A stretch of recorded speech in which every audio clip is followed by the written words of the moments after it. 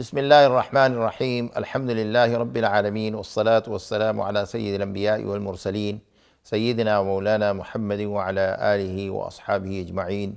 Assalamu alaikum wa rahmatullahi wa barakatuh. Brothers and sisters, once again I would like to welcome you in this session. We are talking about the seerah of the Prophet sallallahu alaihi wasallam. And the seerah of the Prophet sallallahu alaihi wasallam is something which is very important, and it might not be necessary, or it might be good, but in a way it's not an obligation for Muslims to know about our own background, family tree, and so on and so forth, and read about our own background and forefathers, or the lifespans, and it might in some ways good or be proven good, but knowing the life and the seerah mubarak of the Prophet sallallahu alaihi wasallam is not only important, but in fact essential part for a Muslim. In fact, for every Muslim. And that's why Allah subhanahu wa ta'ala said in the Quran, النبي أولى بالمؤمنين من أنفسهم وأزواجهم. النبي أولى بالمؤمنين من أنفسهم. That the Prophet of Allah is actually more important than the believers themselves. So this is actually an indication that we must show our love and affiliation, and it is part of Iman to express and assert our love for the Prophet sallallahu alaihi wasallam. But to increase that love and to revive and review that love, we must always talk about the seerah mubarakah of the Prophet sallallahu alaihi wasallam. That's why we always come and we discuss this very noble subject, to look into the blessing events taking place at that time, the miracles, and so many things happen as a result, and Allah subhanahu wa ta'ala brought change in this world, because our Prophet sallallahu alaihi wasallam was rahmatan lil alameen, mercy for not only one part or one category or one entity of the world, but in fact the whole world. And this is a blessing and grace from Allah subhanahu wa ta'ala azza wa jal. That is one aspect of the life of the Prophet sallallahu alaihi wasallam. And on the other hand, importance of knowing the lifespan of the Prophet sallallahu alaihi wasallam, or the seerah of the Prophet sallallahu alaihi wasallam, or the seerah of other prophets of Allah subhanahu wa ta'ala azza wa jal, is of course very important. That's why Allah subhanahu wa ta'ala mentioned the stories of the prophets of Allah subhanahu wa ta'ala azza wa jal, and whenever they are mentioned in the Quran, in fact in some of them Allah subhanahu wa ta'ala named those surahs after those prophets of Allah subhanahu wa ta'ala azza wa jal. And the reason is that whenever we talk about the life of the Prophet sallallahu alaihi wasallam, or the life of other prophets of Allah subhanahu wa ta'ala azza wa jal, or Khulafa ar-Rashideen, Sahaba, Sahabiyat, and tabi'een and tab'at tabi'een and all those great, Aimma, Imams and leaders of the Ummah, when we talk about their lives and their seeras and in their, the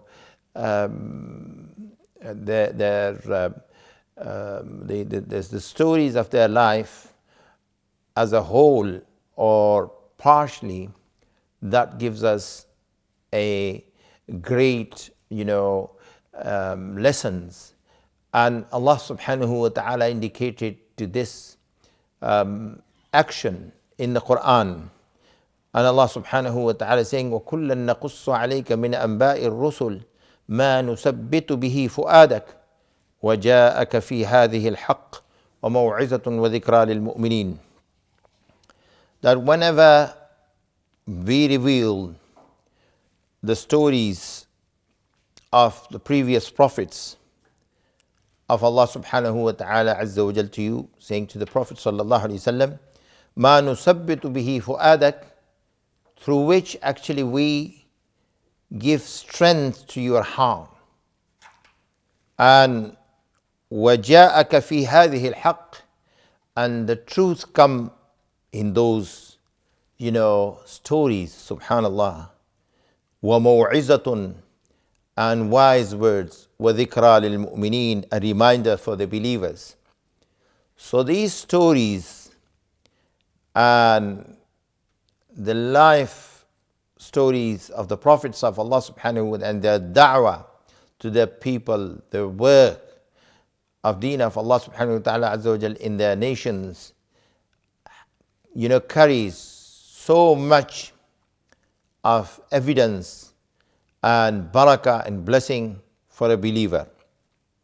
And in fact, some of the ulama saying, when Allah subhanahu wa ta'ala, wherever it says, بَيِّنَاتٍ هُدًى لِلنَّاسِ وَبَيِّنَاتٍ مِّنَ الْهُدَى وَالْفُرْقَانِ, those bayyinat, clear evidence, and al-furqan, such evidence that they differentiate between false and truth.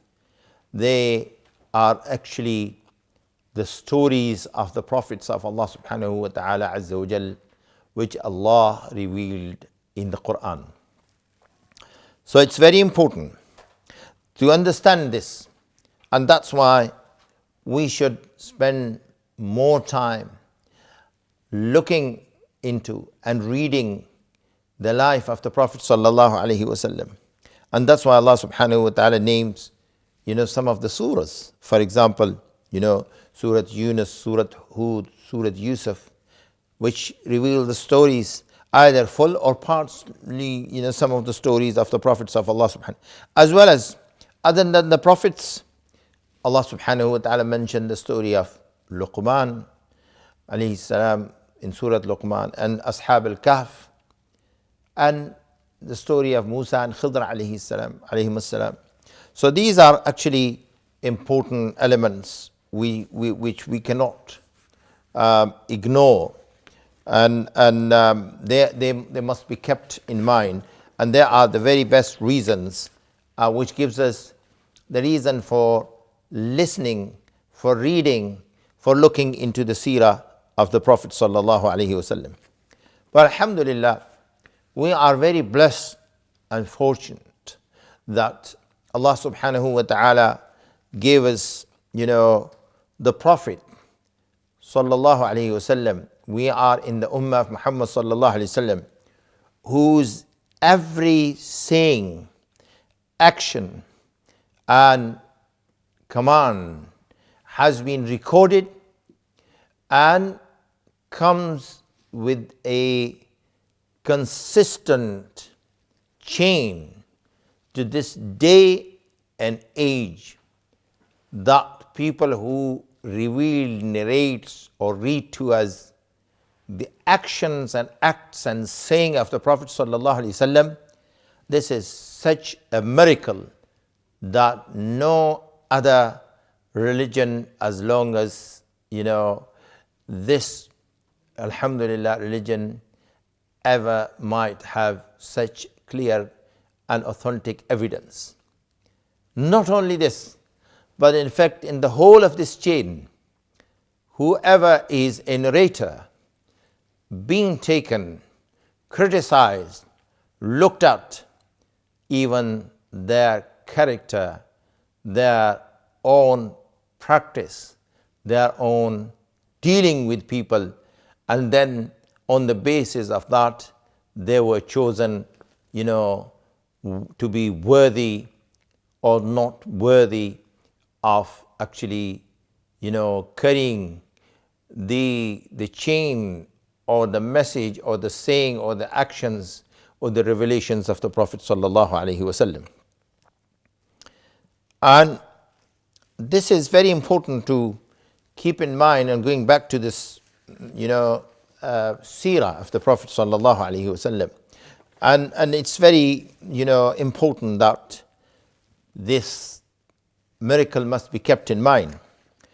So we were talking about, if you remember last time, we talked about, the very important events of what is called migration, first migration to Habasha, or the present day Eritrea, Abyssinia. And that migration, actually, we will come to that again. But before that, I would like to talk about that, Muslims in Mecca at that time, they were faced with punishment and torture collectively. But there were some who were either slave or poor, and they were tortured in a very, very bad way individually.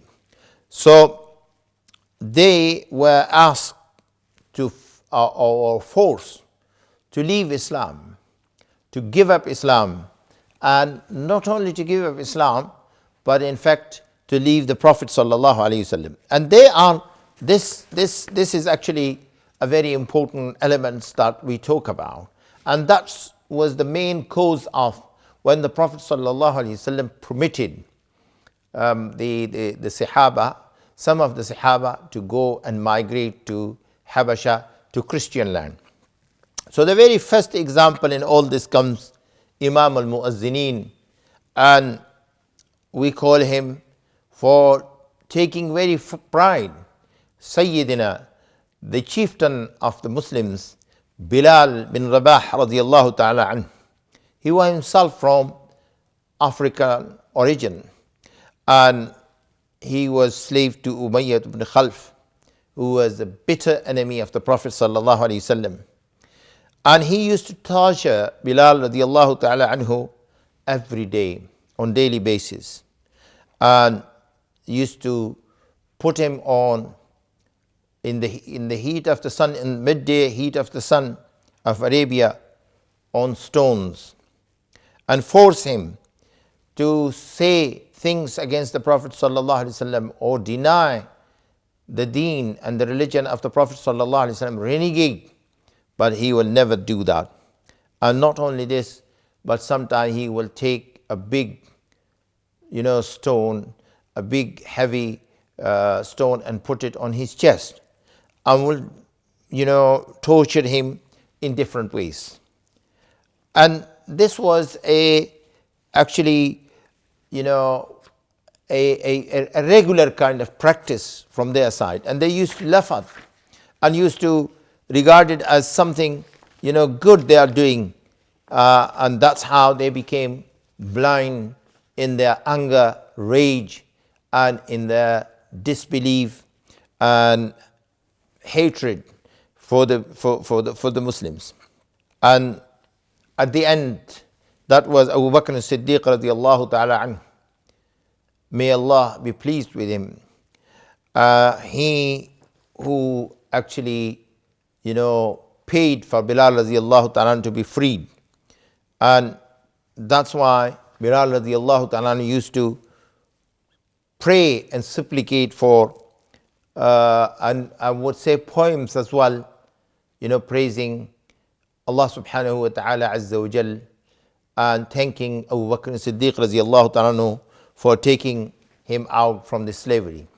The second person who will never be forgotten in the history is actually Ammar bin Yasir and his parents, Yasir and Sumayya radiallahu ta'ala anhum. And Sumayya was the very first actually woman who were brutally murdered by the kuffar, by torture in Mecca. And then Yasir radiallahu anhu, Ammar radiallahu anhu's father, he used to be tortured in the same way. And whenever the Prophet sallallahu alaihi wasallam used to go past by them, he will give them comfort and will pray for them, and also sometimes make special dua for them. And on some occasion, the Prophet sallallahu alaihi wasallam, and look at this, their patience, their strength of iman and their steadfastness, that the Prophet sallallahu alaihi wasallam used to say to them, "Asbiru ya ala Yasir, fa inna maw'idukum al-jannah." O family of Yasir, remain patient, and my promise with you is Jannah, inshaAllah. May Allah subhanahu wa ta'ala bless them with great status in the Akhirah. My respected brothers and sisters, on one occasion, the Prophet sallallahu alaihi wasallam even says, "Ya naru kuni bardan wa salaman ala Ammar kama kunti ala Ibrahim." Giving this dua to Ammar radiallahu anhu when he was put on burning coal. The Prophet sallallahu alaihi wasallam gave dua to Ammar radiallahu ta'ala anhu saying, "O Allah, make this fire to be the coolness and comfort for Ammar as you did it for Ibrahim alayhi salam." And they actually believed in what they were promised, and they continue to believe so, and they never gave up the deen of Allah subhanahu wa ta'ala azza wa jal. And then comes Khabbab radiallahu ta'ala anhu, and Suhaib bin Sinan al-Rumi, he was from Rome, and he used to be actually tortured in the same way. And all these people, they embraced Islam, and they actually continue to stand with the Prophet sallallahu alaihi wasallam, despite the fact they were actually tortured in a very terrible way. So the Prophet sallallahu alaihi wasallam, when we talk about all this, we say that actually the Prophet sallallahu alaihi wasallam promised them, and Allah subhanahu wa ta'ala, for most of them, have shown them this promise in this world. They survived, that they became successful.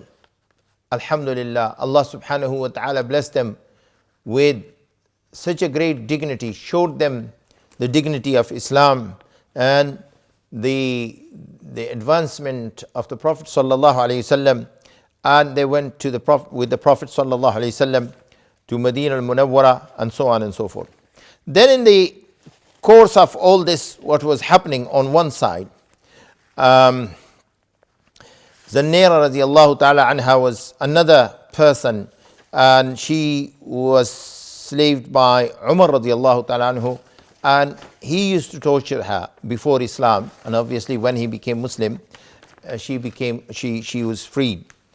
But when all this was happening, what happened that the Meccans came one day and they said, we would like to see if you are a real prophet of Allah, can you show us a unique miracle, something which I have not seen before? So the Prophet ﷺ said to them, what could be that? And they said, we would like you that to show us if you are the true prophet of Allah subhanahu wa ta'ala azza wa jal, that you can actually half the moon into two sections and with your fingers. And the Prophet sallallahu alaihi wasallam said, okay, we'll do that, the qudra of Allah subhanahu wa ta'ala azza wa jal. And if that happened, would you believe it? Of course, they said it because they believed and they thought that this is not going to happen. But Allah subhanahu wa ta'ala azza wa jal showed them. Allah subhanahu wa ta'ala actually showed it to the believers to strengthen their iman. So, on the very famous mountain just by the Kaaba called Jabal Abi Qubais is where all of them gathered, and the Prophet sallallahu alaihi wasallam during the midnight actually stood with them and pointed to the moon, and the moon with the qudra of Allah subhanahu wa ta'ala azza wa jal fallen in two parts, and fallen one half on one side and the other half on the other side. And that was a great miracle. In fact, the sign of this miracle still to this day exists in the south of India, Kerala state. So at that time, there was a ruler, a king, and he was awake at that night, and he saw this is happening. So he gathered all his, astrologists and said to them that this is what happened. So they made calculation or whatever, and then they came and they said that actually, what happened? There is a prophet, a new person, a new comer has appeared in the Arabian Peninsula, and this is linked to that.